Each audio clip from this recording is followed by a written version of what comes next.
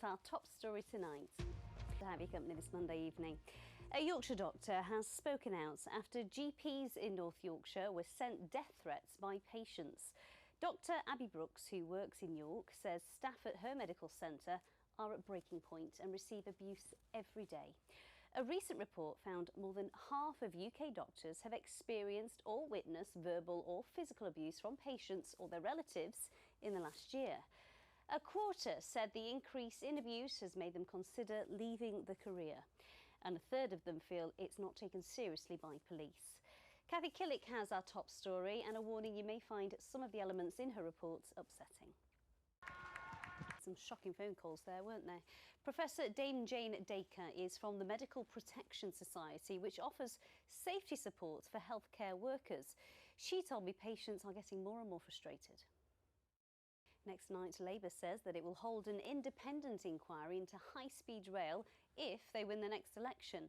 But speaking at the conference party, Shadow Chancellor and Leeds MP Rachel Reeves wouldn't commit to building the northern leg of HS2, which was scrapped last week. Our political editor James Vincent is at the conference in Liverpool now. James, another week.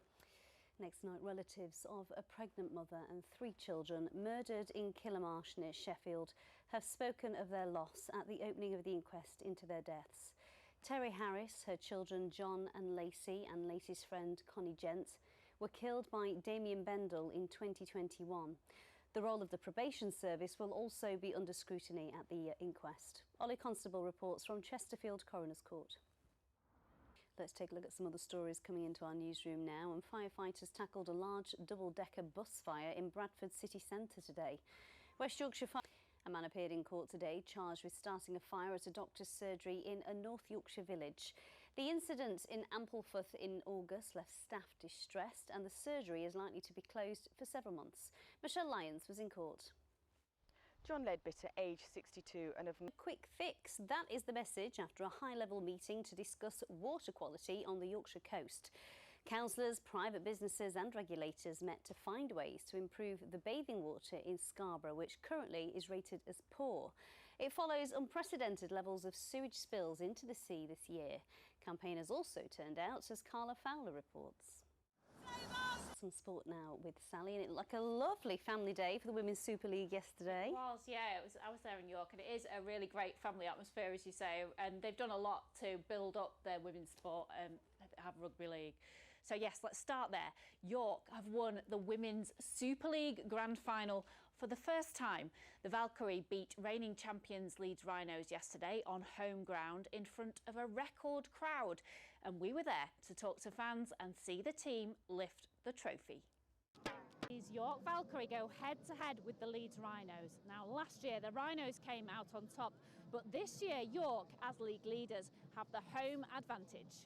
There might be a few sore heads there. Meanwhile, there was a big upset in the men's championship playoff semi-final as London Broncos beat Featherstone Rovers to end their promotion hopes. And in the big fight at the Sheffield Arena on Saturday night, Josh Warrington was knocked out by Lee Wood, who retains his WBA featherweight title. And that's your sport, Amy. Sally, thank you. Well, let's keeping with sport, or sport legends, I should say. Rugby League legend Rob Burrow, his wife Lindsay, and best friend Kevin Sinfield have received a special honour at the Pride of Britain Awards.